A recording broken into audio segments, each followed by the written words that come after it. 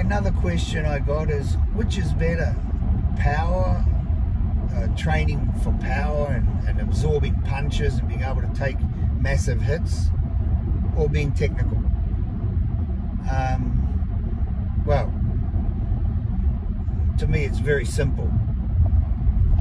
If you're learning to compete in a tournament, or you're going to do a komite, like 100-man komite, like Junior did, or Judd Reed, or people like that, Ademir da Costa, then you have to train for that, and you're going to absorb a lot of kicks and a lot of punches, so you need to be conditioned for that short period of time. If you concentrate your entire training process on being super strong and you know, condition your legs to take any leg kick, any body punch, this should only be a small aspect of your training. To make it the main aspect of the training, in my opinion, is not right. Because one day Father Time's going to creep up on you, and you're not going to be able to take those leg kicks. You're not going to be able to take all the big body shots that you used to take when you were younger.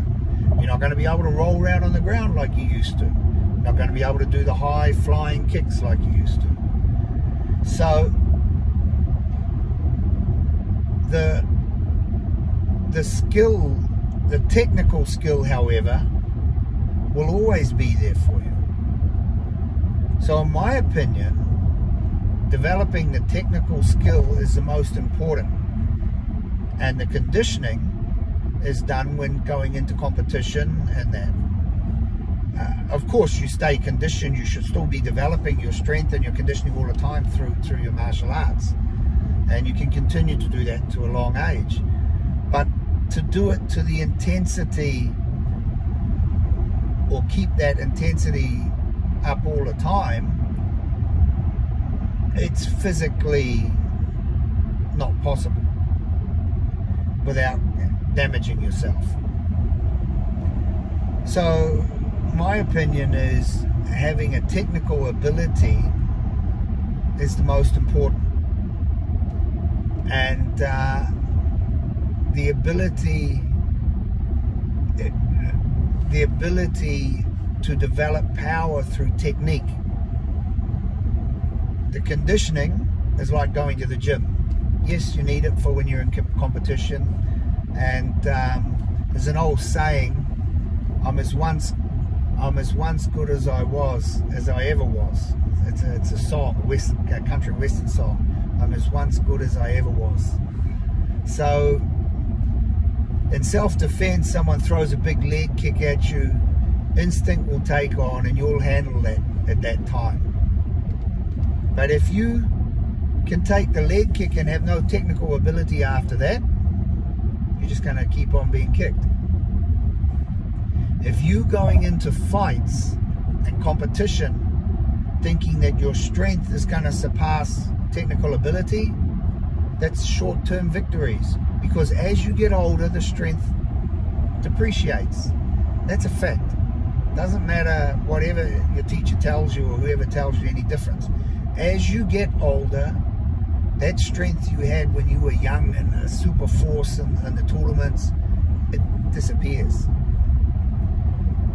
As you get older, you have family, you have business, you have work, so it disappears. So my advice to you is, through your whole career of martial arts, is to concentrate on the technical ability and adapt that to the situation you are at that time. Whether it's you're competing, whether it's you're going to tournaments, whether you're going to do the komite, then of course you train to develop your body to match that time or that target for that specific purpose. But your long-term target as a martial artist is to develop technique and perfect technique and understand the bunkai of the technique, so you can pass on knowledge. Without understanding and without the ability to pass on knowledge, you're like stagnant water. You're just going to end up in in a pond somewhere where the water grows bacteria and starts to smell. You don't want that. You want to be the water that's running down the mountain, bouncing off the rocks. And the only way to do that is to understand that technical ability that you have, that gift that you have. And I've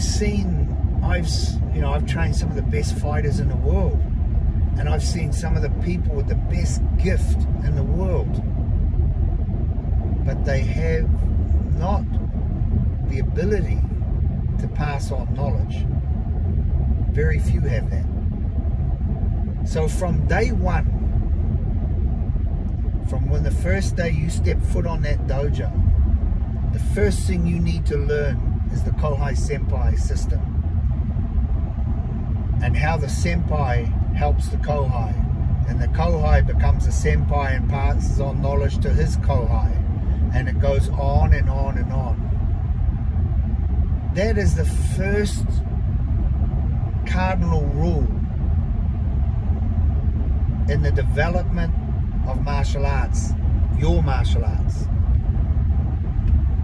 So every time your teacher says, would you like to take this class, or you teach this person, he's not doing that just because he doesn't want to teach them.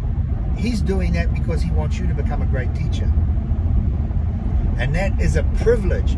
When a teacher says to you, please teach that person, that means that teacher has confidence in your ability. And you should think of that as a privilege, to be asked to teach another person. Of course.